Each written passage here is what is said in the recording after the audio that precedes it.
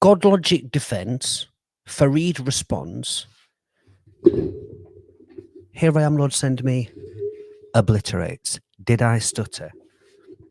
Let me just get comfortable. Stepping into the kitchen. How hot do you like it? How hot do you like it? Farid responds, likes it spicy. So let's wipe that smirk right off his face. Selector.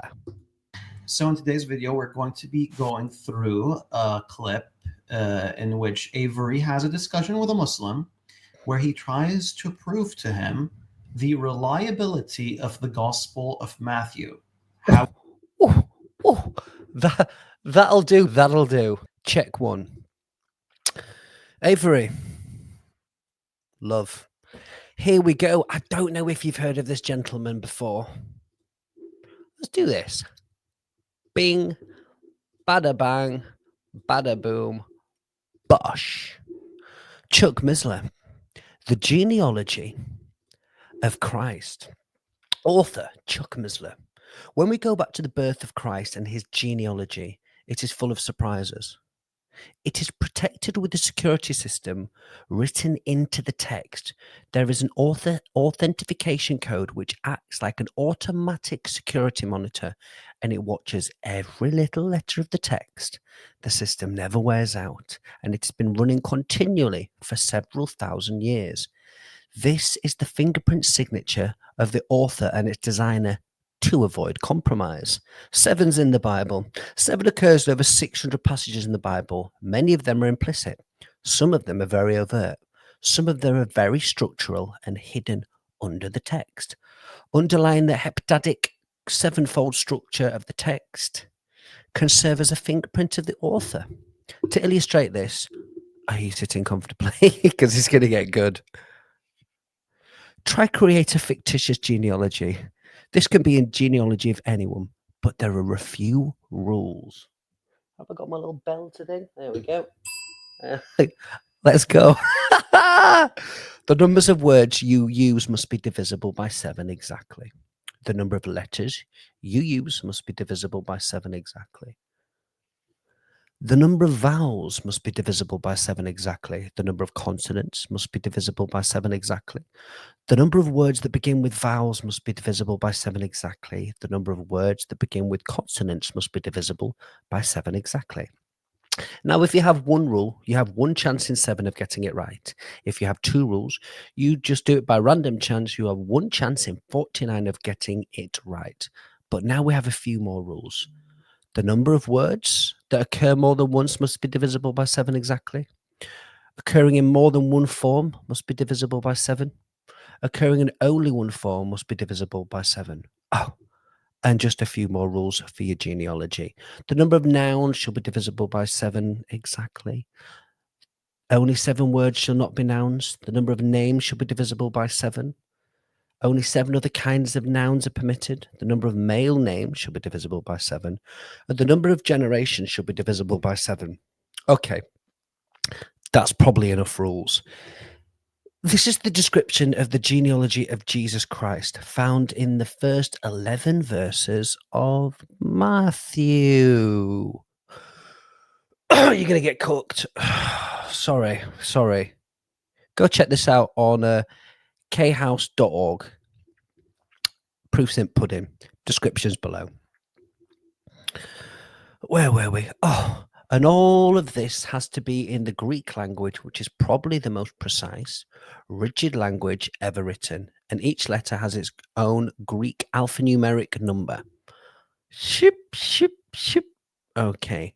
The chart below shows that with just 9 rules of this genealogy, there is only one chance in over 40 million of creating this genealogy by random chance.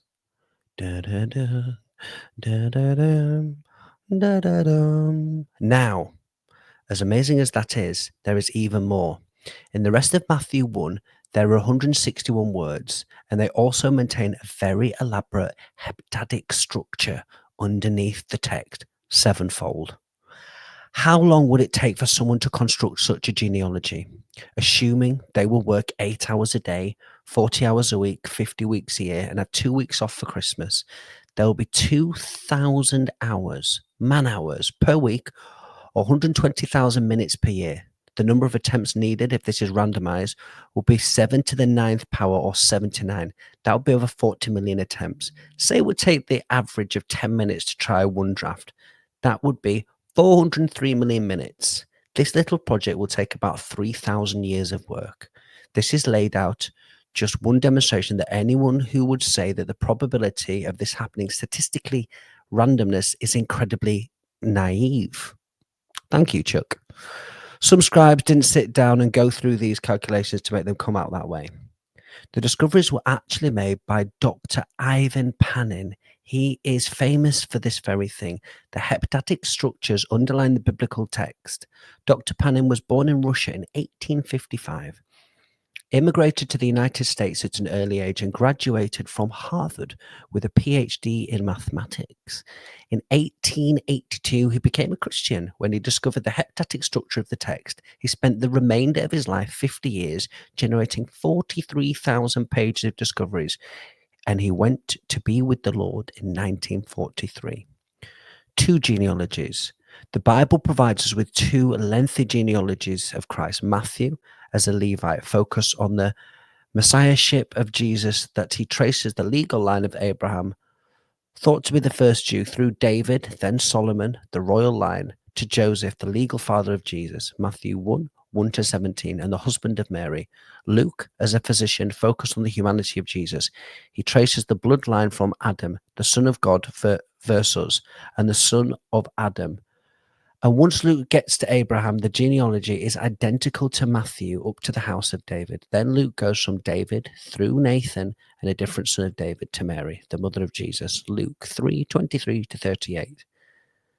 Let's take a look at the last 10 people mentioned at the end of Luke 3, which was the son of Noah, which was the son of Lamech, which was the son of Methuselah, which was the son of Enoch, which was the son of Jared, which was the son of Malahel, which was the son of Canaan, which was the son of Enos, which was the son of Seth, which was the son of Adam, which was the son of God. If we translate those names from the Hebrew roots, they will spell out a sentence. In other words, there is a hidden message in the genealogy.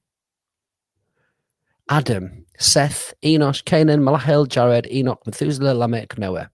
Man appointed mortal sorrow. The blessed God shall come down, teaching his death shall bring the despairing rest and comfort. They might be trying to say something through the genealogies. When all of this is put together, we have a summary of the Christian gospel hidden away in the genealogy of the Torah. Man is appointed mortal sorrow, but the blessed God shall come down, teaching that his death shall bring the despairing rest and comfort. Look more closely and see whose death has been predicted. It's God's death. All of this tells us that there's more going on here than just a simple list of family names. The entire thing is being designed with a profound end in view. Now, I think the Quran says something like this. Can anyone produce a verse like this? Can anyone produce a verse like that? Oh, and if you go into Panin's, there's actually more stipulations that he finds. I think it goes up to 56 or 49, if memory serves. Now, Fareed, I want you to go proof test what I'm talking about. As the audience, God has put his signature in the genealogy of Matthew. Man hasn't done that. Man didn't give us the writings.